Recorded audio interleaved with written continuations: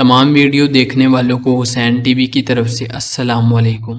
حضرت آدم علیہ السلام روئے زمین پر بسنے والے تمام انسانوں کے باپ ہیں۔ ان سے پہلے کوئی بشر نہ تھا۔ آپ کے بعد جو بھی پیدا ہوا وہ آپ کی اولاد میں سے ہے۔ اللہ تعالیٰ نے حضرت آدم علیہ السلام کو یہ شرف بخشا کہ انہیں اپنے مبارک ہاتھوں سے انسانی صورت میں پیدا فرمایا۔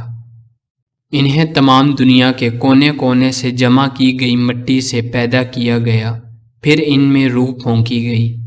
جب روح ان کے سر کی طرف سے داخل کی گئی تو ان کو چھینک آ گئی، تو انہوں نے الحمدللہ کہا۔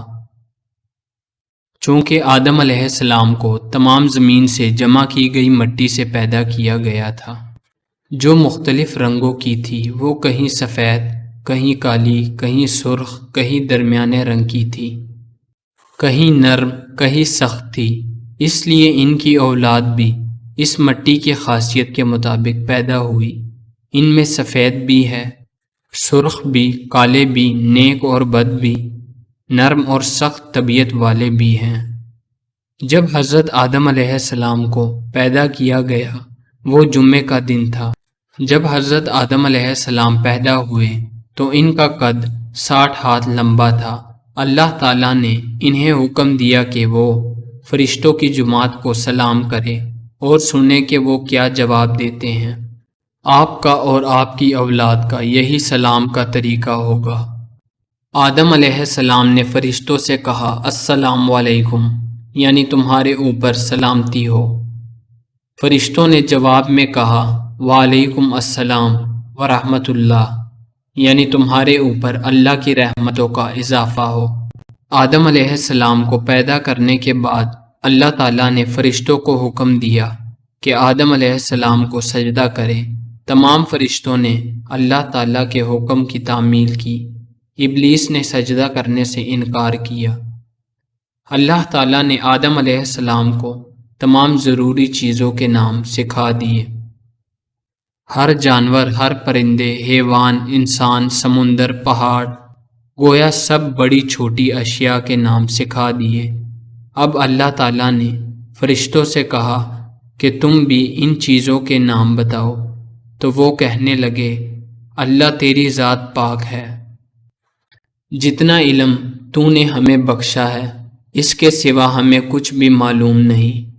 پھر اللہ تعالیٰ نے حضرت آدم علیہ السلام کو حکم دیا کہ تم فرشتوں کو ان چیزوں کے نام بتاؤ۔ جب آدم علیہ السلام نے نام بتا دیے تو اللہ تعالیٰ نے فرشتوں سے کہا کیا میں نے تم سے نہیں کہا تھا کہ میں آسمانوں اور زمینوں کی پوشیدہ باتیں جانتا ہوں؟ ابلیس یعنی شیطان فرشتوں کی جماعت سے تعلق نہیں رکھتا تھا، بلکہ وہ ایک جن تھا۔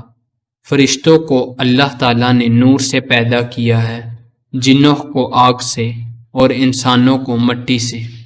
فرشتوں کی یہ صفت ہے کہ وہ اللہ تعالیٰ کی نافرمانی نہیں کرتے، بلکہ جس کام کا حکم انہیں دیا جائے وہ فوراً بجا لاتے ہیں۔ ان کے برعکس جنوں اور انسانوں میں سے بعض اللہ کے احکام کو مانتے ہیں اور بعض نافرمانی بھی کرتے ہیں۔ جب اللہ تعالیٰ نے فرشتوں کو حکم دیا کہ آدم علیہ السلام کو سجدہ کرے تو تمام فرشتوں نے آدم علیہ السلام کو سجدہ کیا، مگر ابلیس کہنے لگا کہ میں اس سے افضل اور بہتر ہوں، مجھے آگ سے پیدا کیا گیا ہے اور اسے مٹی سے۔ ابلیس نے فخر اور تکبر کیا اور اپنے آپ کو بڑا اور افضل جانا اور آدم علیہ السلام کو کمتر اور حقیر جانا۔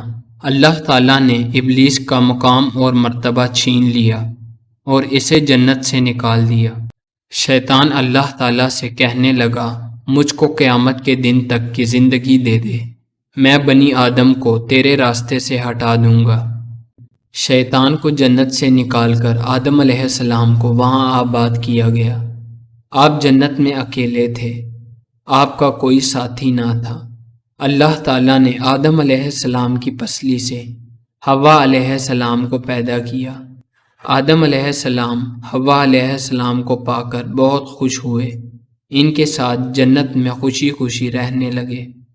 اللہ تعالیٰ نے آدم اور حوا علیہ السلام سے کہہ رکھا تھا کہ تم دونوں جنت میں جس مقام پر جانا چاہتے ہو جا سکتے ہو، مگر ایک ایسا درخت ہے جس کے قریب تم نہیں جا سکتے اور نہ ہی اس کا پھل کھا سکتے ہو۔ ایک دن ابلیس آدم علیہ السلام اور حوا علیہ السلام کے پاس آیا اور کہنے لگا، آپ کو معلوم ہے کہ اللہ کی ذات نے آپ کو اس درخت کے قریب جانے سے اور اس کا پھل کھانے سے کیوں منع کیا ہے؟ انہوں نے فرمایا، ہمیں تو معلوم نہیں۔ ابلیس بولا، جو بھی اس کا پھل کھائے گا وہ ہمیشہ زندہ رہے گا اور اس کو کبھی موت نہیں آئے گی۔ ابلیس نے انہیں ورغلایا۔ آدم اور حوا علیہ السلام ان کی باتوں میں آ گئے اور اس درخت کا پھل کھا لیا۔ جیسے ہی انہوں نے پھل کھایا، ان کے جسم سے جنتی لباس اتر گیا، وہ بے لباس ہو گئے۔ انہیں احساس ہوا کہ انہوں نے اللہ تعالیٰ کے حکم کی نافرمانی کر کے سخت گناہ کیا ہے۔ وہ بہت شرمندہ ہوئے اور اللہ کے حضور سچی توبہ کی۔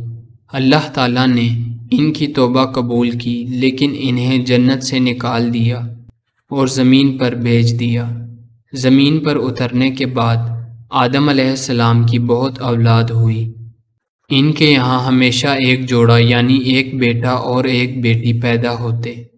جب اولاد بڑی ہوئی تو انہیں حکم دیا گیا کہ ہر لڑکے کی شادی دوسرے لڑکے کے ساتھ پیدا ہونے والی لڑکی کے ساتھ کریں، دوسرے کی شادی پہلے کے ساتھ پیدا ہونے والی لڑکی کے ساتھ کریں۔ مطلب جوڑے کی آپس میں شادی جائز نہیں تھی۔ اس طرح انسانی نسل آگے بڑھی اور دنیا آباد ہوئی۔ ویڈیو پسند آنے کی صورت میں اس ویڈیو کو لازمی شیئر کریں۔ جزاک اللہ۔